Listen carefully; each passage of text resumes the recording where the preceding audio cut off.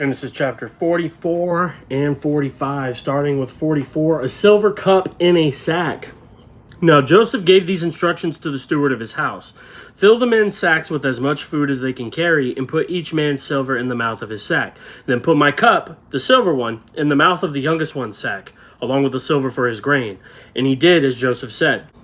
As morning dawned, the men were sent on their way with their donkeys. They had not gone far from the city when Joseph said to his steward, "Go after those men at once, and when you catch up with them, say to them, 'Why have you repaid good with evil? Isn't this the cup my master drinks from and also uses for divination? This is a wicked thing you have done.'" When he caught up with them, he repeated these words to them. But they said to him, "Why does my lord say such things? Far be it from your servants to do anything like that. We even brought back to you from the land of Canaan the silver we found inside the mouths of our sacks. So why would we steal silver or gold from your master's house? If any of your servants is found to have it, he will die, and the rest of us will become my lord's slaves." "Very well then," he said. "Let it be as you say. Whoever is found to have it will become my slave. The rest of you will be free from blame." Each of them quickly lowered his sack to the ground and opened it. Then the steward proceeded to search, beginning with the oldest and ending with the youngest. And the cup was found in Benjamin's sack. At this, they tore their clothes. Then they all loaded their donkeys and returned to the city. Joseph was still in the house when Judah and his brothers came in, and they threw themselves to the ground before him. Joseph said to them, "What is this you have done? Don't you know that a man like me can find things out by divination?" "What can we say to my lord?" Judah replied. "What can we say? How can we prove our innocence? God has uncovered your servant's guilt. We are now my lord's slaves, we ourselves and the one who is found to have the cup." But Joseph said, "Far be it from me to do such a thing. Only the man who was found to have the cup will become my slave. The rest of you, go back to your father in peace." Then Judah went up to him and said, "Pardon your servant, my lord. Let me speak a word to my lord. Do not be angry with your servant. Though you are equal to Pharaoh himself, my lord asked his servants, 'Do you have a father or a brother?' And we answered, 'We have an aged father, and there is a young son born to him in his old age. His brother is dead, and he is the only one of his mother's sons left, and his father loves him. Then you said to your servants, bring him down to me so I can see him for myself. And we said to my lord, the boy cannot leave his father. If he leaves him, his father will die. But you told your servants, unless your youngest brother comes down with you, you will not see my face again. When we went back to your servant, my father, we told him what my lord had said. Then our father said, go back and buy a little more food. But we said, we cannot go down. Only if our youngest brother is with us will we go. We cannot see the man's face unless our youngest brother is with us. Your servant, my father, said to us, You know that my wife bore me 2 sons. One of them went away from me, and I said, he has surely been torn to pieces, and I have not seen him since. If you take this one from me too, and harm comes to him, you will bring my gray head down to the grave in misery. So now if the boy is not with us when I go back to your servant, my father, and if my father, whose life is closely bound up with the boy's life, sees that the boy isn't there, he will die. Your servants will bring the gray head of our father down to the grave in sorrow. Your servant guaranteed the boy's safety to my father, I said.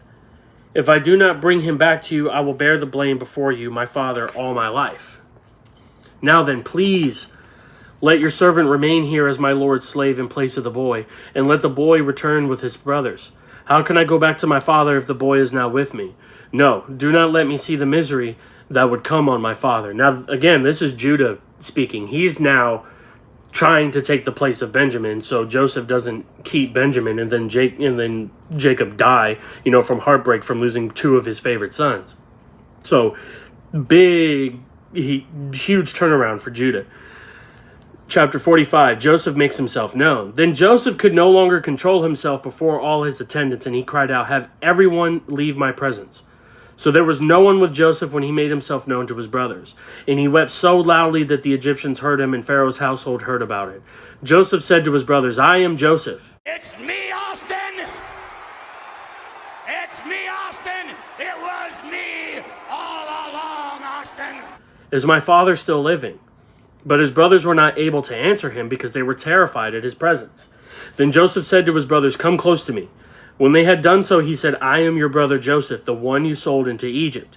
And now do not be distressed, and do not be angry with yourselves for selling me here, because it was to save lives that God sent me ahead of you. For 2 years now there has been famine in the land, and for the next 5 years there will be no plowing and reaping. But God sent me ahead of you to preserve for you a remnant on earth, and to save your lives by a great deliverance. So then, it was not you who sent me here, but God. He made me father to Pharaoh, lord of his entire household and ruler of all Egypt. Now hurry back to my father and say to him, this is what your son Joseph says. God has made me lord of all Egypt. Come down to me, don't delay. You shall live in the region of Goshen and be near me, you and your children and grandchildren, your flocks and herds and all you have. I will provide for you there, because 5 years of famine are still to come. Otherwise you and your household and all who belong to you will become destitute. You can see for yourselves, and so can my brother Benjamin, that it is really I who am speaking to you. Tell my father about all the honor accorded me in Egypt, and about everything you have seen, and bring my father down here quickly. Then he threw his arms around his brother Benjamin and wept, and Benjamin embraced him, weeping. And he kissed all his brothers and wept over them. Afterward his brothers talked with them. When the news reached Pharaoh's palace that Joseph's brothers had come, Pharaoh and all his officials were pleased. Pharaoh said to Joseph, tell your brothers, do this, load your animals and return to the land of Canaan, and bring your father and your families back to me. I will give you the best of the land of Egypt, and you can enjoy the fat of the land. You are also directed to tell them, do this, take some carts from Egypt for your children and your wives, and get your father and come. Never mind about your belongings, because the best of all Egypt will be yours. So the sons of Israel did this. Joseph gave them carts, as Pharaoh had commanded, and he also gave them provisions for their journey. To each of them he gave new clothing, but to Benjamin he gave 300 shekels of silver and 5 sets of clothes. And this is what he sent to his father: 10 donkeys loaded with the best things of Egypt, and 10 female donkeys loaded with grain and bread and other provisions for his journey. Then he sent his brothers away, and as they were leaving he said to them, don't quarrel on the way. So they went up out of Egypt and came to their father Jacob in the land of Canaan. They told him Joseph is still alive. In fact, he is ruler of all Egypt. Jacob was stunned. He did not believe them. But when they told him everything Joseph had said to them, and when he saw the carts Joseph had sent to carry him back, the spirit of their father Jacob revived. And Israel said, I am convinced. My son Joseph is still alive. I will go and see him before I die.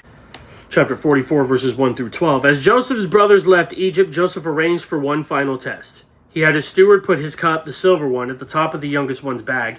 In this move, he was framing Benjamin for theft to see whether his brothers would defend him. The steward, following Joseph's orders, overtook his brothers and charged them with stealing the cup of his master. The brothers denied it, but of course when the bags were searched, the cup was found in Benjamin's sack. The penalty for such an act would have been Benjamin becoming Joseph's slave. Verse 13 through 16. The immediate response of Benjamin's brothers indicates that they were no longer the heartless, cruel, deceitful men they had once been. When Benjamin was exposed as the thief, they tore their clothes, showing intense grief. Not only did they grieve, but they also refused to abandon Benjamin to his plight. The steward would have been content to return with Benjamin, but the brothers each loaded his donkey and returned to the city, signaling to their youngest sibling that they were in the mess together. Even when Joseph repeated his intentions to imprison only Benjamin, they offered themselves as willing slaves in solidarity. Verse 17 through 34. Joseph kept up his poker face for a while, insisting that Benjamin must stay as his slave. At this point, Judah once again moved to the forefront.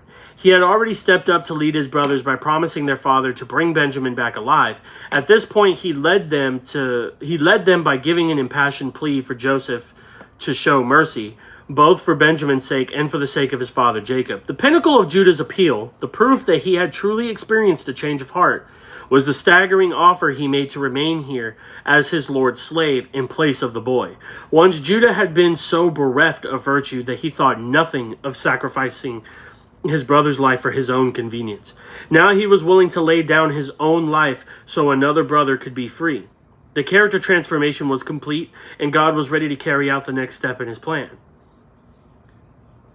I forgot for a second what chapters we were covering. Chapter 45, verses 1 through 3. Joseph couldn't take the suspense any longer, so he commanded, "Send everyone away from me."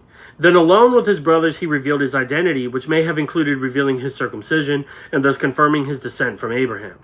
He also asked about their father. Joseph had been thinking about this moment for weeks, so he was ready to have the reunion, but his brothers weren't as prepared.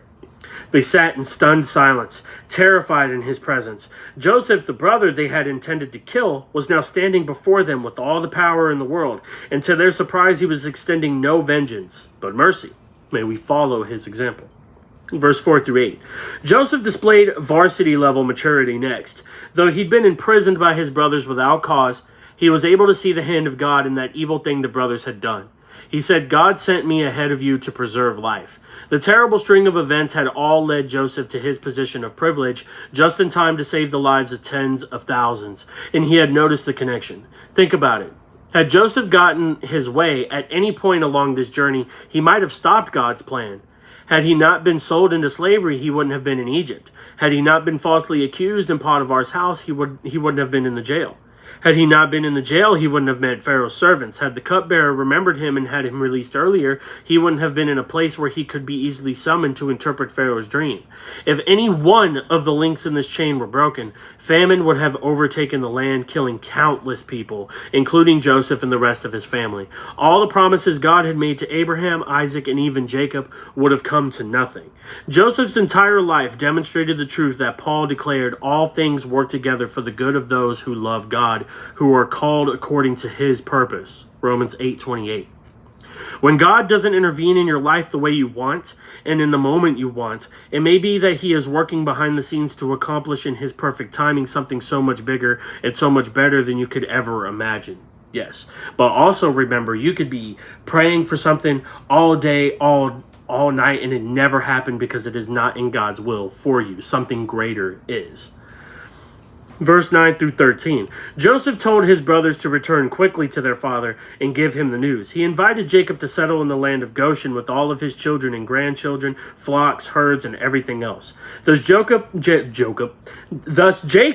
and also Joseph's brothers came under Joseph's authority and care, just as God had long ago promised Joseph that they would. Verse 14 through 15. Full of emotion, Joseph and his brothers were reunified. Both Joseph and Benjamin wept, and Joseph proved his renewed intimacy with his brothers by offering each one a kiss. It had taken 22 years, but Joseph and his brothers were finally reconciled. Verse 16 through 23. The reunion was so exciting that even Pharaoh wanted to get involved. Out of gratitude to Joseph, he offered his entire family the best of the land of Egypt and the richness of the land. He also arranged for their transportation so that the large caravan could make the long journey with all of their belongings. Jacob's family, seemingly on the cusp of starvation, had become fabulously wealthy in a moment. Verse 24. Just before the journey, Joseph gave his brothers one command: don't argue on the way. The unity they had just achieved had taken decades to accomplish, and Joseph did not want to see it undone by quarrels over who was most responsible for the negative events of the past. He encouraged his brothers to move forward in their newfound unity rather than peering backward into the sinful disputes that had fractured their lives. We too are quick to resurrect old quarrels and remind each other of past sins, but God speaks to us a bold word of encouragement through this story. You are all fellow travelers and fellow sinners. Don't argue on the way through life. Verse 25 through 28. Jacob, the last family member to learn about Joseph, was stunned and did not believe the report at first. But eventually the testimony of his sons, combined with the phenomenal gifts sent from Egypt, convinced him, and his spirit revived. God's plan, when hidden from our eyes, can often lead us to despair, but if we can hold out until God is prepared to reveal what he is doing, our spirits will be revived. Who knows what reunions, reconciliations, and renewals God has in store for those who trust him. And that is the end of chapters 44 and 45. Next up in 46 and 47, Jacob and the rest of the family make their way to Egypt. They then meet Pharaoh. They end up seeing everything that Joseph was up to during all that time and stuff like that. And Jacob spends his final years in Egypt from that point forward. So may God bless everyone. Be sure to like and subscribe, and I will see y'all next time.